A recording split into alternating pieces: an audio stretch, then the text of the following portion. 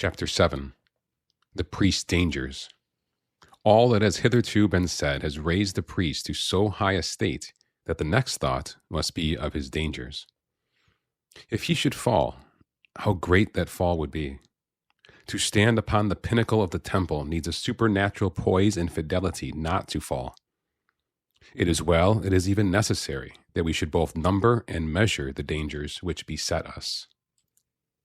We can all perhaps remember with what a sense of holy fear we prepared for our ordination, with what joy and hope we received the indelible character of the priesthood, with what disappointment at ourselves we woke up the next morning or soon after to find ourselves the same men we were before. This meeting of devout and hopeful aspiration with the cold, hard reality of our conscious state came like a sharp, withering wind over the first blossoms of a fruit tree. But the effect of this was wholesome. It roused and warned us with fear. We then better understood such words as these: Son of man, I have made thee a watchman to the house of Israel, and thou shalt hear the word out of my mouth, and shalt tell it to them from me. If, when I say to the wicked, thou shalt surely die, thou declare it not to him, nor speak to him, that he may be converted from his wicked way and live, the same wicked man shall die in his iniquity, but I will require his blood at thy hand. But if thou give warning to the wicked, and he be not converted from his wickedness and from his evil way, he indeed shall die in his iniquity, but thou hast delivered thy soul. With this commission weighing upon him, the priest, fresh from his ordination, enters upon his pastoral work.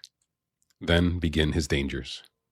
St. John Chrysostom, after speaking of the trials of bishops and priests, how they are exposed to all tongues and tempers, accusing them of contradictory things and taking offense whether we will or no, says, "The priesthood requires a great soul, for the priest has many harassing troubles of his own, and has need of innumerable eyes on all sides."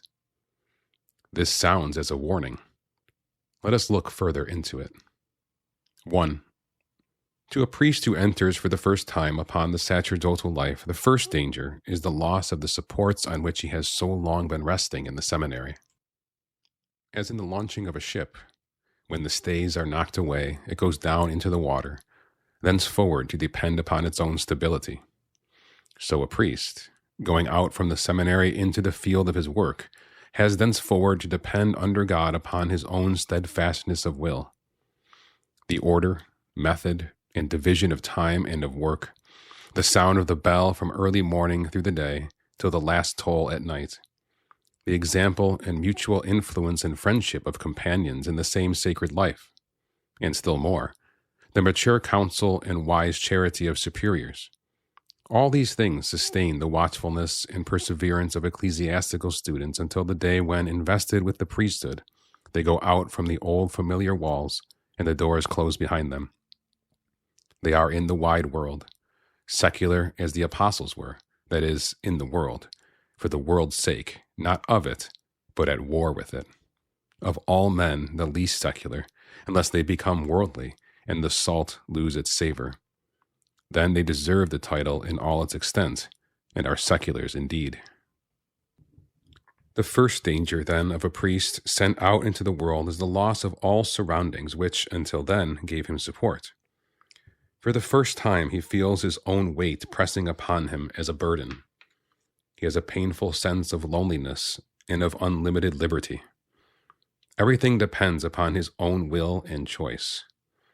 His hours, his employments, his duties, even to the hours of his Mass and to his days for confession, his visits, his friends, his relaxations, all are dependent on his own will.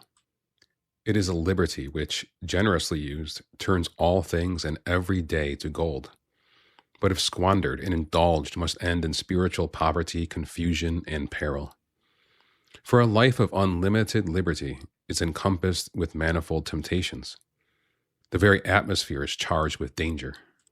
Few minds are so self-sufficing that they do not crave after human voices and human sympathies. A priest coming out of a seminary needs fellowship, and he often seeks it in society. He does not as yet know the character of those about him or the reputation of the homes to which he is invited. Before he is aware, he is often entangled in relations he would not have chosen, and in invitations which, if he had the courage, he would refuse. People are very hospitable and pity a priest's loneliness, and like to have him at their tables.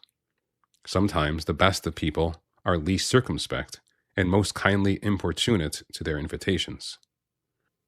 How shall a young and inexperienced mind hold out against these facilities and allurements to relaxation, unpunctuality, self-indulgence, and dissipation? The whole of a priest's life may be determined by his first outset. He has been in it too short a time either to gain or to buy experience. 2. Another danger in a priest's life arises from the length of time that he has been in it. He came into it in all the first brightness of the character impressed upon him on the day of his ordination. The exercise of his priesthood, if faithful and fervent, would add a growing brightness to his sacerdotal character and life. But soon, the fine gold becomes dim. He is acclimatized to his surroundings. It may be he is placed among older priests who, though good, have become lax and easygoing. His first charity subsides, and the old mind comes up again. He is the same man as he was before, or perhaps the old habit of mind comes back with the force of a reaction. He began by resolving to live up to many counsels of a higher spirit, but he subsides to the level of commandments.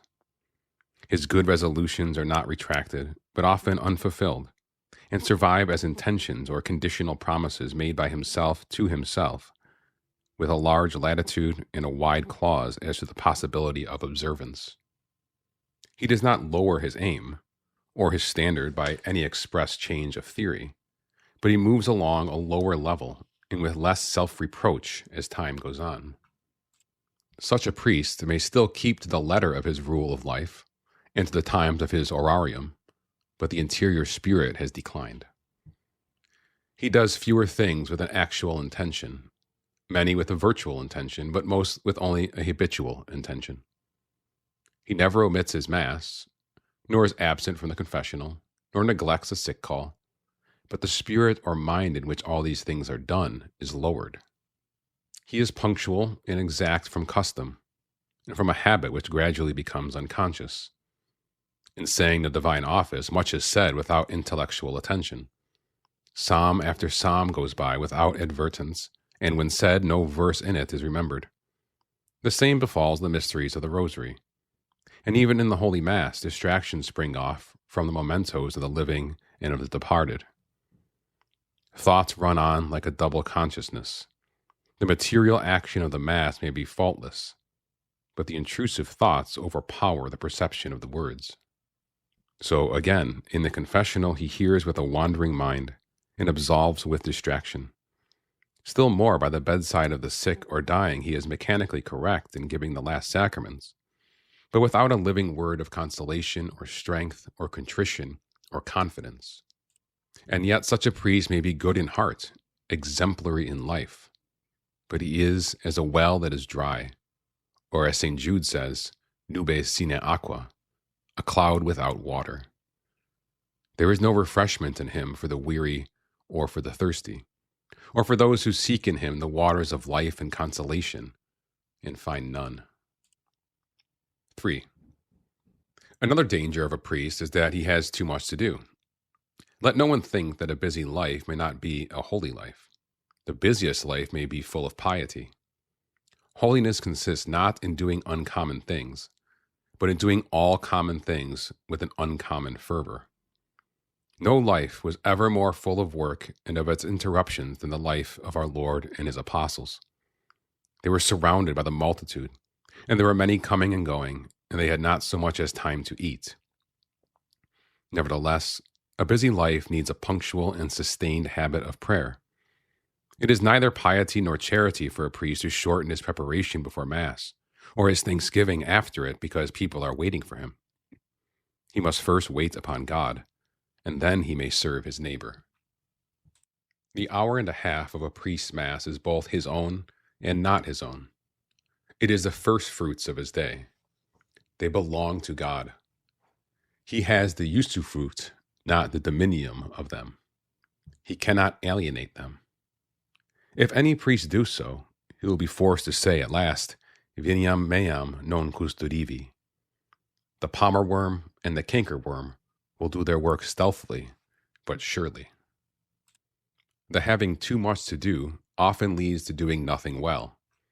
All things are done in haste and on the surface. There is no time lost which is given to mental prayer and union with God.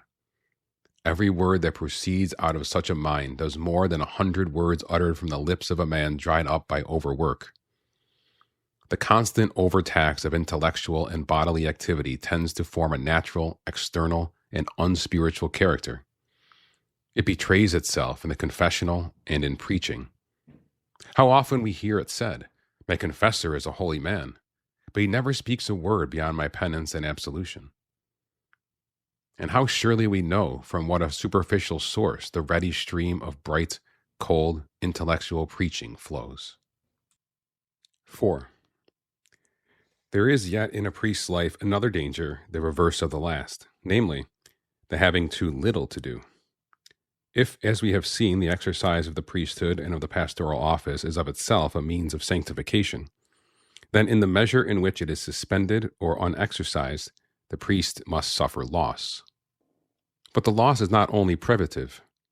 Not to have a sufficient demand on his powers to call them out into activity is the reason of the inertness and incapacity of many a priest who is capable of great effort and of high attainment. There are two things which bring out into activity the powers that lie hid in men.